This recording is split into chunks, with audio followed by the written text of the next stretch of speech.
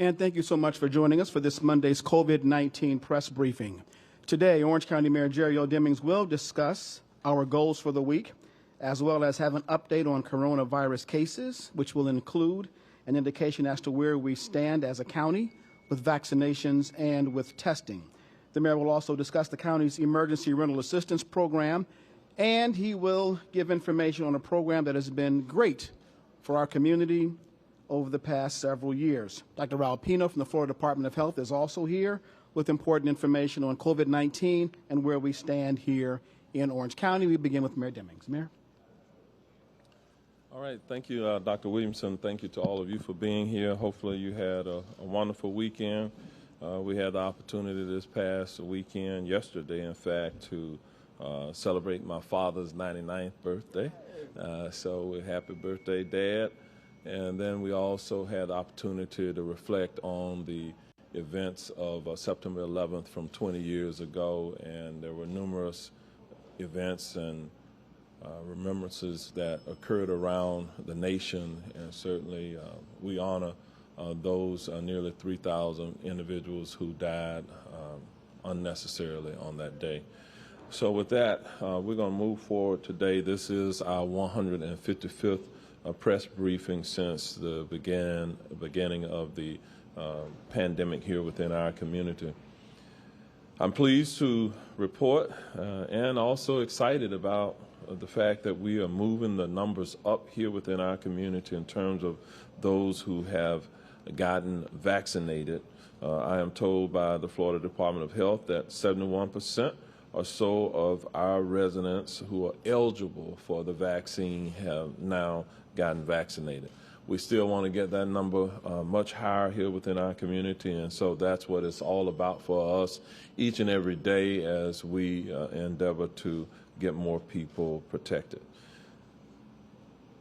We will continue to obviously rely on the science and the data, and I'm thankful to have partners like Dr. Pino in our local hospitals and other research organizations to assist us in providing the information to us by which to make sound decisions. We, however, do continue to urge everyone to do their part by getting a vaccine and practicing safe measures around other people, like wearing a mask in crowded indoor spaces. The goals for the week. Each week we try to lay out what it is that we're trying to accomplish, and obviously the number one goal that we continue to have is to slow the spread of the virus within our community, especially the Delta variant, which has now impacted us so significantly. The second thing that we want to do this week is to continue offering a multitude of testing opportunities for those within our community. Our testing sites continue to remain open 7 days a week.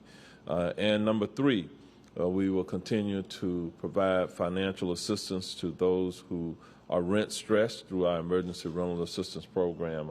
I'll talk more about that momentarily. And number four, we want to support the efforts that Visit Orlando has underway with the Magical Dining program, because it does support nonprofits here within our area. I'm going to talk also more about that in just a few moments. Now we'll go to the numbers here within our community. Where do we stand? 218,984 coronavirus cases reported in Orange County, so nearly 219,000 cases of the virus within our community over time. The number of Orange County residents who have died from COVID-19 has now reached 1,780. That's 56 more deaths since our last news conference that we reported to you on Thursday of last week. The 14-day positivity rate continues to decrease. I'm happy to report that it is down to 13.31%, which is still high. But the good news is that's down from the 20 or 21% that we saw not too long ago. Again, the percentage of residents 12 and older who have received the vaccine is now 71%. Orange County Health Services continues to provide 3 testing sites and had a busy weekend.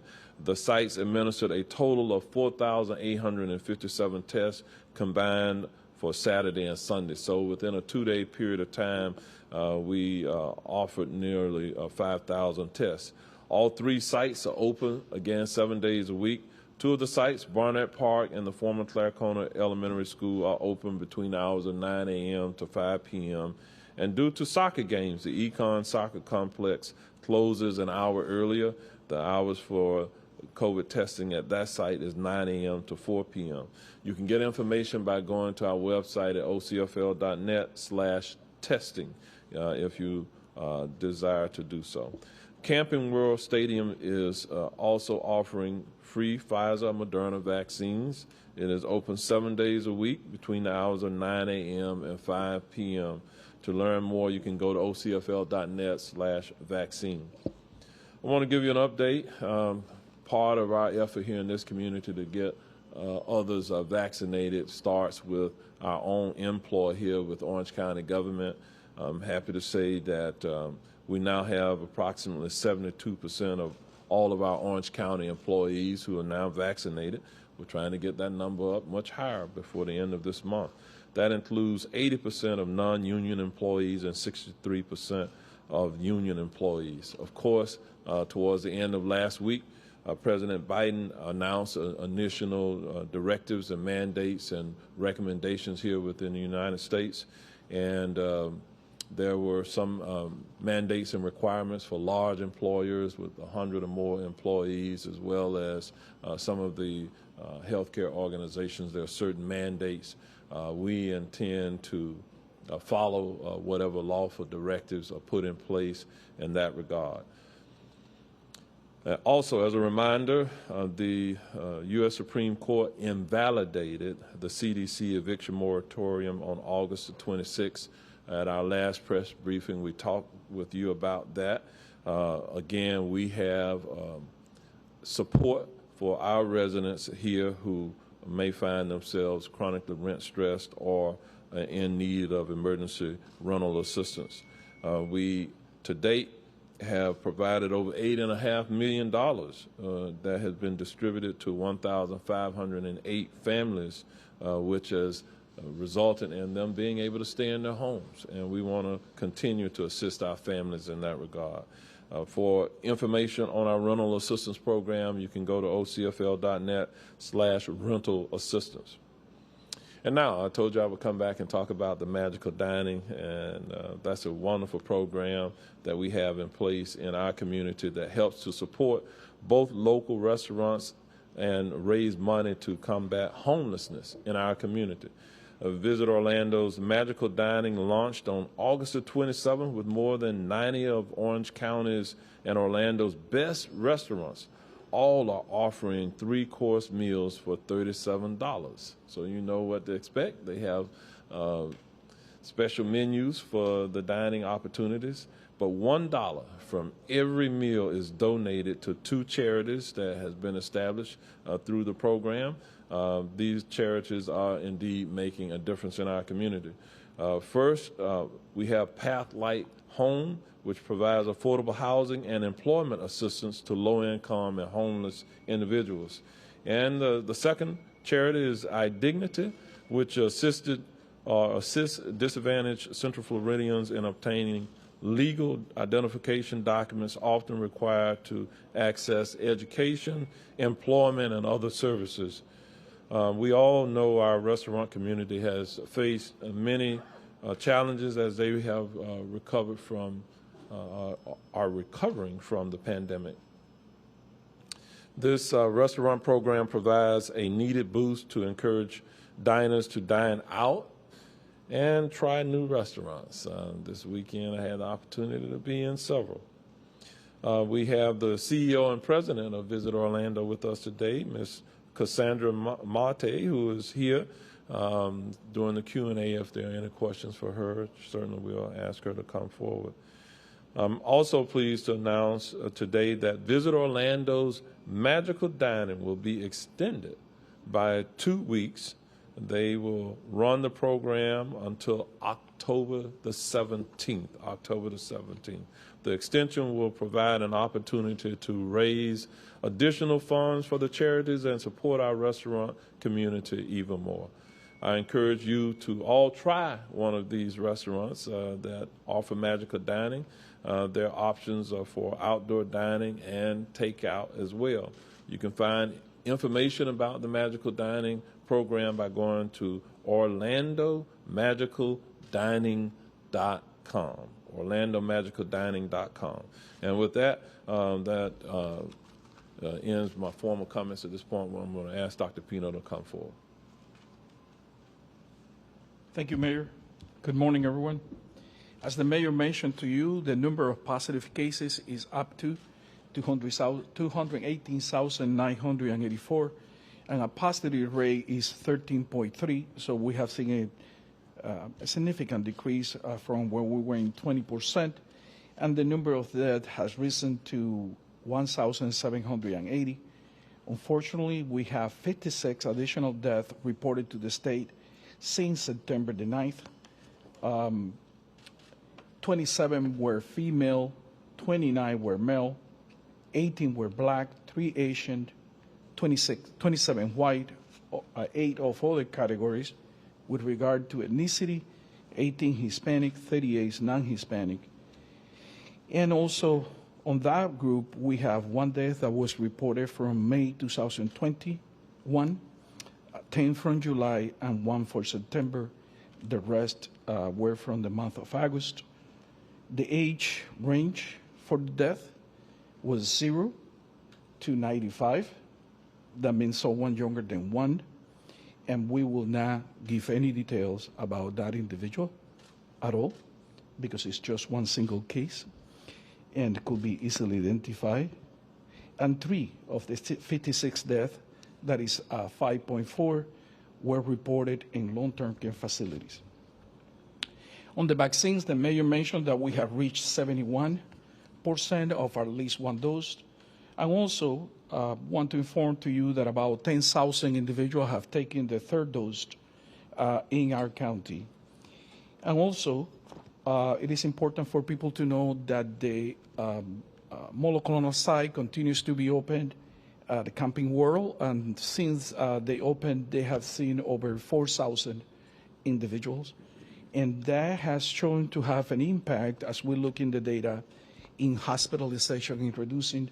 So for those that are unvaccinated or have been exposed to the virus and want to use the therapy in consultation with their providers, that is there at Camping World.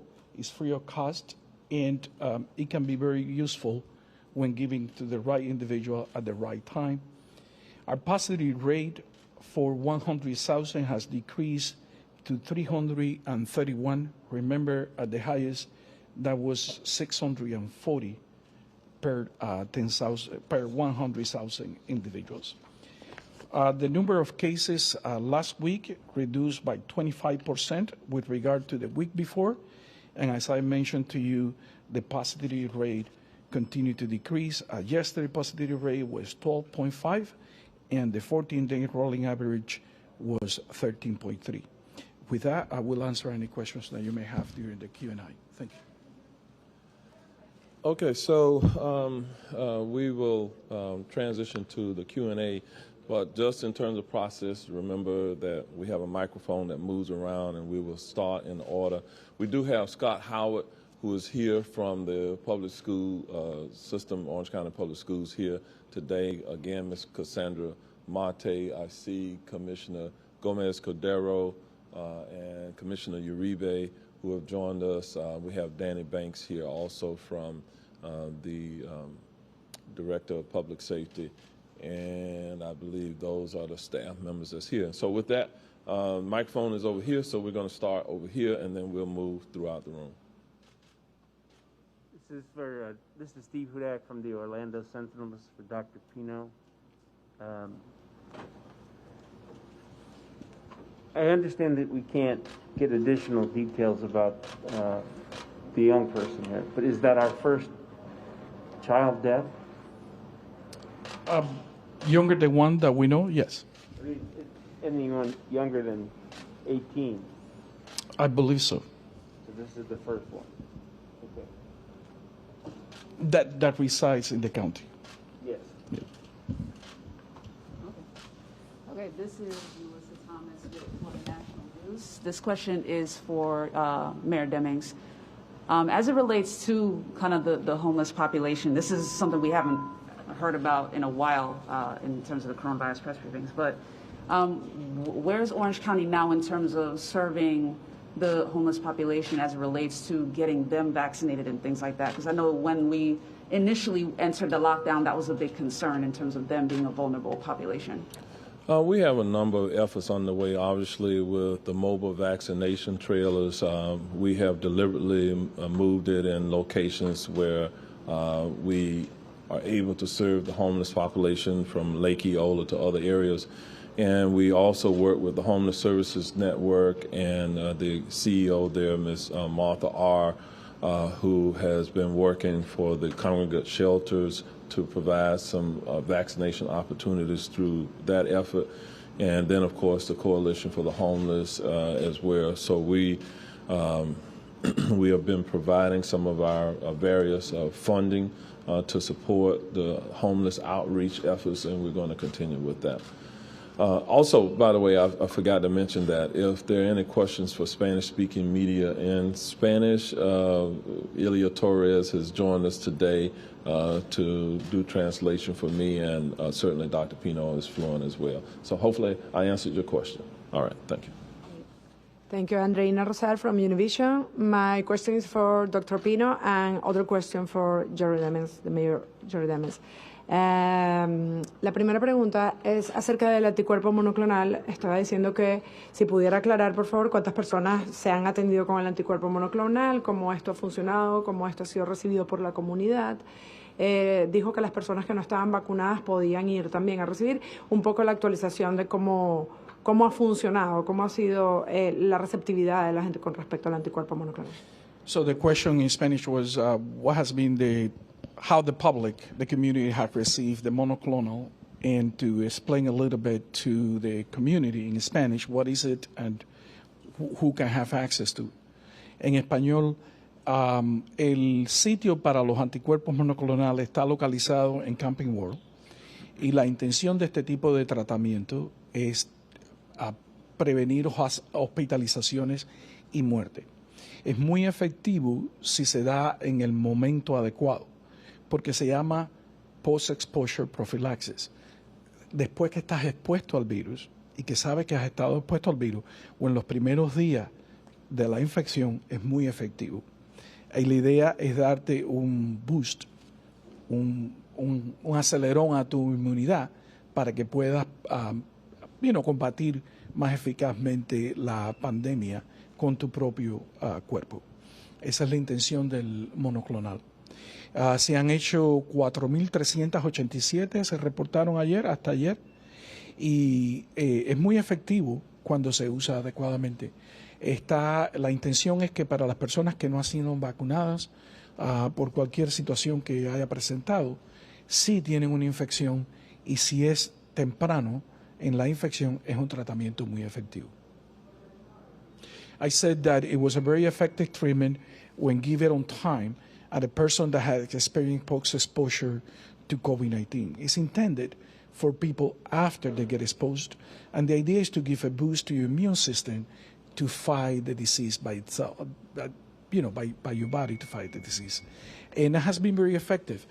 We have done, or the center here has done 4,387 treatments up to yesterday. This is Roman Machuca from Telemundo. This first question is for Dr. Pino, and the other one is for the mayor. Dr. Pino, hablando de las personas que están en este instante preparando lo que se llama el mes de horror, que es el mes de octubre, ¿cómo se está preparando el condado? And for the mayor, how the Orange County is working right now with the federal government, especially with the mandate of Joe Biden. Thank you so much. No hemos iniciado ninguna preparaciones especiales para Halloween todavía, porque generalmente es más hacia el final del año, del mes. Habría que esperar para ver cómo está la situación en ese momento. En el pasado se ha continuado con la tradición de salir y los caramelos, pero siempre se le pide a la gente que tenga precaución, que se protejan y que usen hand sanitizer y máscaras cuando salen a buscar los caramelos. The question was with regard to Halloween and what are preparations for the month. I said that it's a little bit earlier for us to have an idea how we are going to interact with the holidays, and it depends where the pandemic is at that time. It's a little bit at the end of the month, and we'll wait a little bit to see how it goes. But the advice continues to be the same. If people go out to do trick-or-treats, it's just keep your distance, wash your hands, and wear your mask over the mask so that you are protected. Thank you. In terms of what are we doing to kind of work with the federal government, I have Ilia Torres, who will try to also translate into Spanish in just a moment. But obviously the directives that came out of the White House are still fresh. So we're understanding what that means for us as an employer, as a large employer, but also for our community. And let's see, perhaps I'll ask Ilya to speak first to that, and then I'll follow it. En términos de lo que estamos haciendo con relación al mandato de la Casa Blanca del presidente Joe Biden, las directrices son relativamente nuevas, así que nos encontramos interpretando lo que eso significa para los patronos y nuestra comunidad. The president directed that there were certain classes of employees and businesses that would be required to do vaccinations and or testing, and we will work with our available funds and our various testing processes to ensure that we are meeting any gaps in services and support that's needed within our community. El presidente especificó que habría una clase de empleados y de patronos que estarían requeridos o se les requeriría el implementar el requerimiento de vacunas o pruebas. Estamos trabajando para determinar los recursos que tenemos internos para no tan solo ofrecer vacunas y pruebas y llenar ese vacío que pudiera haber en nuestra comunidad. We also have an executive policy group called that we coordinate with our hospitals and other governmental bodies on a regular basis. And so we will, as we better understand the directives, we will certainly comply with any lawful directives. Nosotros también realizamos una llamada de conferencia de decisiones ejecutivas de las que participan los hospitales y otros cuerpos gubernamentales. A medida que interpretemos las directrices, estaremos implementando nuestros propios procedimientos. Nadine with News 6, I have a question for Dr. Pino. In terms of the numbers, we're down 25% in cases. Our positivity rate is down. The question today is, have we peaked in terms of cases, and have we peaked in terms of deaths? With regard to the cases, yes, we have peaked, probably 2 weeks ago. With regard to death, difficult to say. We are still, as you see, experiencing some reporting from May or July. So not until we see that, but the rate is much slower at this point than it was before, just by observation, by the number of cases that are coming. Now, that should not be taken very as, hot, but because it could increase tomorrow the number that we've received. But so far this month, what we have received from the month seems to be slowing down as well. Greg Fox from West TV. I'm sorry, Dr. Pino, I do have a question for the mayor, but can you clarify, we did see a bit of a jump near the end of the week. We're a week out from Labor Day. Is it possible we're still going to see a little feeling from that for a couple of days, possibly up and down this week, maybe zigzag, I don't know. That's what happened, yes, you're absolutely correct. And we see, we have seen a little bit of increase a day here and there that may have to do, but You know, part of the issue with this holiday especially is that it came after we were riding this high wave and people were hyper vigilant about the coronavirus. So we think that also the precautionary measures that people have taken has decreased that bump that we could have seen. So my question actually, thank you, Dr. Pino. Mayor, just a quick question. Congratulations on your dad's 99th birthday. One of the Biden directives affects those who are nursing care workers. Do you support having mandatory vaccinations for healthcare workers and potentially jeopardizing the Medicaid? I support getting our healthcare workers vaccinated. Obviously, here within Orange County, we have healthcare workers, nurses, physicians, and others who provide services through our various health clinics, as well as even at the Orange County Jail. And so those jobs these days are really at high risk of potential transmission. And so I think that it is the appropriate thing to do to provide our employees with the opportunity to get vaccinated. Okay. I have a question for Dr. Pino. Doctor, statewide, we're seeing those decreases in cases. You've talked vaccination rates are up, use of the monoclonal testing is up. What are some of the other reasons why you feel that our rates continue to go down and maybe the virus, the Delta, has started to run its course?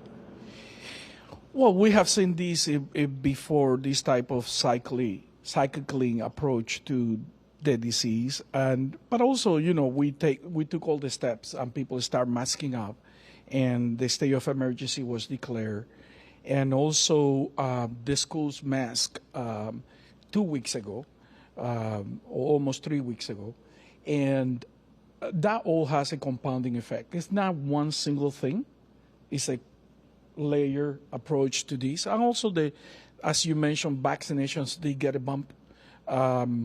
We increased at 3% from 1 month to the next month, and that of course plays a role.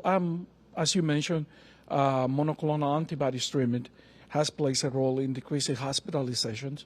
Most of the people those 4,000 people that had the treatment, most of them were unvaccinated, and that has an impact in hospitalization as well. So I think it's a multi-layer response. Lauren Cervantes, WKMG News 6. Mayor Demings, a question for you, sir. Governor DeSantis just announced that cities and counties that require vaccines for public employees will face a $5,000 fine per infraction, potentially millions of dollars in fines for local governments. What's your reaction to that? I hadn't heard that. So we will look at whatever directive the governor is putting out, and we'll consider our legal options.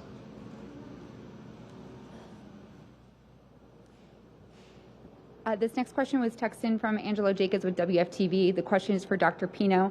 Dr. Pino, you had mentioned spending $32 million for testing. As we are hearing from more parents regarding continued delays in contact tracing, some schools with dozens of cases have yet to report quarantines. Parents are asking, could that money for testing be used instead or in part to increase the speed of contact tracing?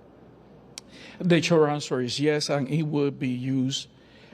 So people understand, we will catch up with tracing probably by the end of this week or the beginning of this week. We have done some work.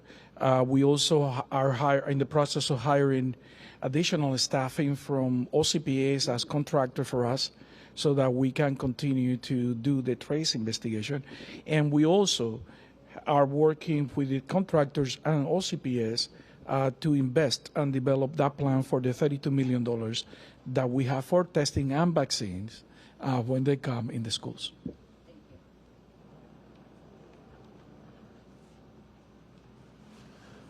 Okay, in fairness, I think we had one more question over here that we kind of skipped over, so we'll go back. Okay, my question is about the vaccine. La pregunta es sobre las órdenes de desahucios y sobre las ayudas.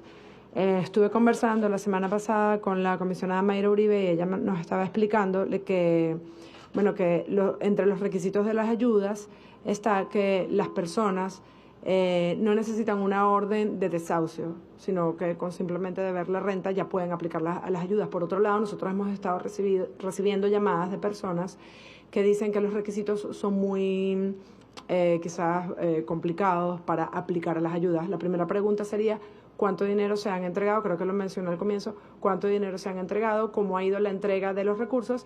Y si en los requisitos, en el website, ya se eliminó el requirement de tener una orden de desahucio para poder solicitar la ayuda.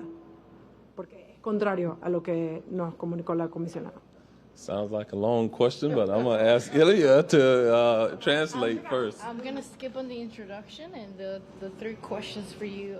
How is the eviction diversion money has been spent so far or allocated, how the process is going, and if we have updated or eliminated the requirement of providing proof of having an eviction order in place in order to receive the assistance. In terms of our rental assistance program for those who may be facing the threat of eviction, over 1,500 families have benefited from that program, and it's moving forward. We do not have control over the courts. Obviously, the highest court in the land has ruled in that regard. And so what we are doing here is simply providing the assistance. And earlier you heard me kind of give the web address. If individuals want assistance, they can get up to $20,000 going back for 12 months in arrears or moving forward. And so that is something that is available for our residents. They have to be able to demonstrate an impact from the pandemic in order to qualify. And there are some other things that they have to have proof of. I'm going to let Ilya try to catch up at this point. Con relación al programa de asistencia para el pago de renta, hemos asistido a sobre 1.500 familias. Es un programa que sigue operando, pero como saben no tenemos control sobre los asuntos de las cortes y desahucios. Nosotros solo proporcionamos la asistencia. Obviamente, si la persona cualifica, sería elegible para recibir hasta $20,000 en asistencia o para cubrir el pago de renta de 12 meses. Como comentamos, es algo que está disponible y las personas para cualificar tienen que presentar impactos relacionados a la pandemia y otras pruebas relacionadas. And we're trying to make certain that the information is readily available in the community. There was a forum held last week that was co-hosted by the courts and the clerk of the courts, and we participated from Orange County government through our Office of Emergency Rental Assistance to make certain that residents know the criteria for participating in our program. And we also are working with legal aid and some of the other entities here to ensure that residents have that legal assistance that they need as well. La información, nuestro propósito es proporcionar o diseminar esta información alrededor de nuestra comunidad. Tan reciente como la semana pasada, las Cortes y la Secretaría de los Tribunales establecieron o llevaron a cabo un foro informativo y nuestro departamento del programa de asistencia para el pago de renta participó de este foro, obviamente para dar a conocer los requisitos, los criterios y que más personas puedan beneficiarse. De la misma forma trabajamos con asistencia legal para proporcionarle a nuestros residentes la ayuda en ese aspecto. All right, and I think that was the last question. So the next press briefing is scheduled for Friday, this coming Friday, September the 17th at 3:30 p.m. So hopefully we'll see you here at that time. Thank you all for joining us.